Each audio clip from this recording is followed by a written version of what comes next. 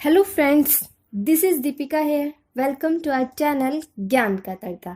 सफलता की दाल तभी पकेगी जब उसमें ज्ञान का तड़का लगेगा। आज कुछ एक्सक्रेशन के कुछ क्वेश्चंस देखेंगे। फर्स्ट क्वेश्चन देख लेते हैं। What are the methods used by the plant to get rid of their waste product? Plant अपने वेस्ट प्रोडक्ट को बाहर निकालने के लिए कौन से मेथड को यूज करता है? फर्स्ट मेथड है वो अपने गैसियस वेस्ट प्रोडक्ट को स्टोमेटा के थ्रू बाहर निकालता है और या फिर लेंटिकल्स के थ्रू बाहर निकालता है। ये लेंटिकल्स प्रेजेंट कहाँ होते हैं? उसकी स्टेम में प्रेजेंट होते हैं। सेकंड मेथड है सॉलिड और लिक्विड वेस्ट हो तो वो उसे अपनी बाय शेडिंग ऑफ लीफ अपनी पत्तियों को गिराकर, पीलिंग ऑफ बाक मतलब छाल को पील कर और फॉलिंग ऑफ फ्रूट और फ्रूट्स को गिराकर, फलों को गिराकर इस तरीके से सॉलिड और लिक्विड वेस्ट को बाहर निकालता है। Third, secreting gums and resin. Secrete मतलब स्रावित करना, गम्स गोंद और रेजिन को बाहर निकालकर अपने वेस्ट प्रोडक्ट को निकालता है। या फिर फोर्थ, सिक्रीट करता है कुछ वेस्ट सब्सटेंस को सॉइल के अंदर थ्रू द रूट के थ्रू कुछ जितना भी वेस्ट प्रोडक्ट है उसको कई बार रूट्स के थ्रू भी बाहर निकाल देता है। तो ये कुछ उसके वेस्ट प्रोडक्ट निकालने के कुछ मेथड्स हैं। नेक्स्ट क्वेश्चन देख लेते हैं। How are waste product excreted in amoeba? Amoeba के अंदर जो एक्सक्रीशन होता है, जो वेस्ट मटेरियल है, जो हार्मफुल सब्सटेंस है, वो किस तरीके से एक्सक्रीट किया जाता है, बाहर निकाला जाता है?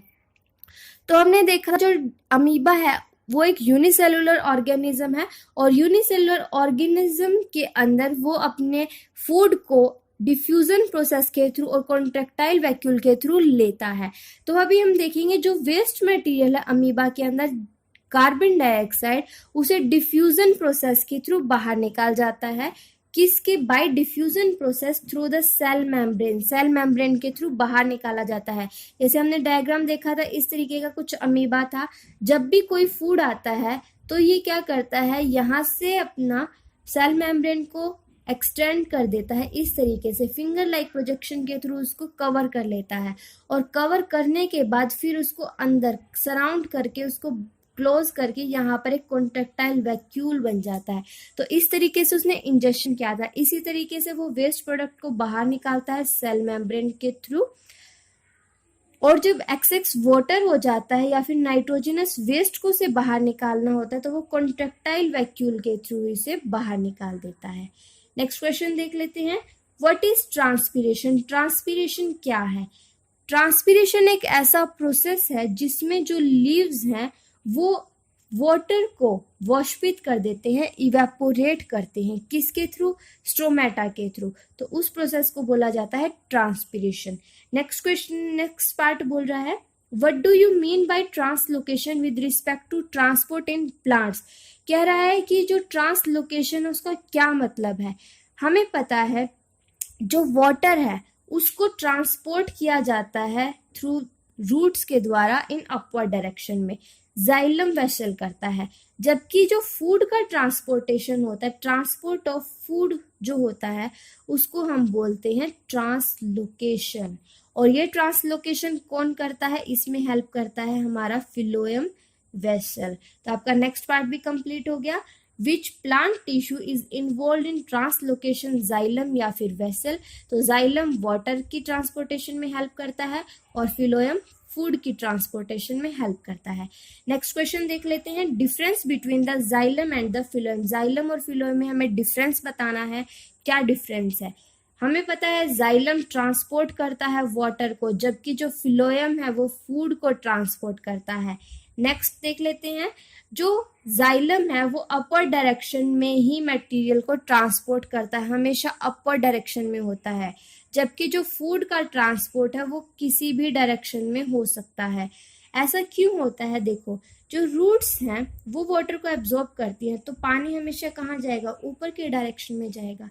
अब हमें पता है जो पत्तियां हैं उन पत्तियों में क्या बनता है? फूड बन रहा है। तो इस फूड को रूट्स तक भी भेजा जाता है और जो अदर पार्ट है, अपवर्ड पार्ट है प्लांट का, वहां भी भेजा जाता है। तो इसीलिए ये तो ऑल डायरेक्शन में मूव करता है, जबकि जो वाटर का ट्रांसपोर्टेशन है वो सिर्फ अपवर्ड डायरेक्शन में मूव करता है। नेक्स्ट देख लेते हैं। कुछ फिल इन द ब्लैंक्स हैं। ब्लैंक्स हैं उनको देख लेते हैं। First, gums and resins are the dash products of plant. जो गम्स और रेजिन्स हैं वो किस तरीके के प्रोडक्ट्स हैं? तो हमें पता है, अभी हमने पीछे पढ़ा है, वो क्या है? वेस्ट प्रोडक्ट्स हैं। Next question, Bowman capsule and tubule taken together.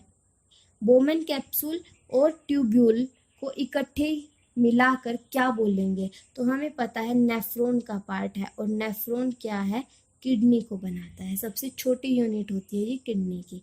Next, organs which extract the nitrogenous waste from the blood. Blood से नाइट्रोजनस वेस्ट को एक्सट्रैक्ट कौन सा ऑर्गन करता है? तो हमें पता है किडनी एक्सक्रीशन का काम करता है।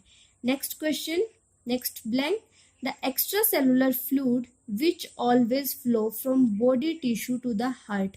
कह रहा है जो हमारा ब्लड है उसको छोड़कर जो एक्स्ट्रा सेलुलर फ्लूइड है जो बॉडी टिश्यू से हार्ट तक जाता है उसका नाम बताना है। तो उसका नाम है लिम्फ। लिम्फ एक येलोइश लिक्विड पार्ट होता है। नेक्स्ट देख लेते हैं, the dash blood cells make antibody. कौन सी ब्लड सेल एंटीबॉडी को बनाती हैं, जबकि कौन सी ब्लड सेल रेस्पिरेशन में हेल्प करती हैं? तो हमारे जो ब्लड सेल्स होती हैं वो अभी हम नेक्स्ट क्वेश्चन में देखेंगे। आरबीसी, डब्ल्यूबीसी, प्लेटलेट्स और प्लाज्मा होती हैं। तो उनमें से डब्ल्यूबीसी जो ब्लड सेल हैं वो हमारी एंटीबॉडीज को फॉर्म करती हैं। मतलब एंटीबॉडीज वो होती हैं जो हमें किसी भी डिजीज से बचाती हैं, कोई बीमारी न लग जाए हमें, उससे हमें प्रिवेंट करती हैं। और रेस्पिरेशन में हेल्प करती हैं हमारी आरबीसी, और आरबीसी के अंदर ही हीमोग्लोबिन प्रेजेंट होता है। रेड ब्लड कार्पसल्स, लाल कणिकाएं, वो किसकी वजह से होती है? हीमोग्लोबिन की वजह से होती है। नेक्स्ट क्वेश्चन देख लेते हैं, what are the various component of blood. Blood के अलग अलग कंपोनेंट बताने हैं और साथ के साथ में उनके फंक्शंस बताने हैं।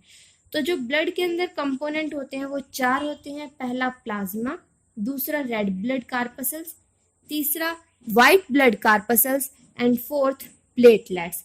तो जो प्लाज्मा है वो काम क्या करता है?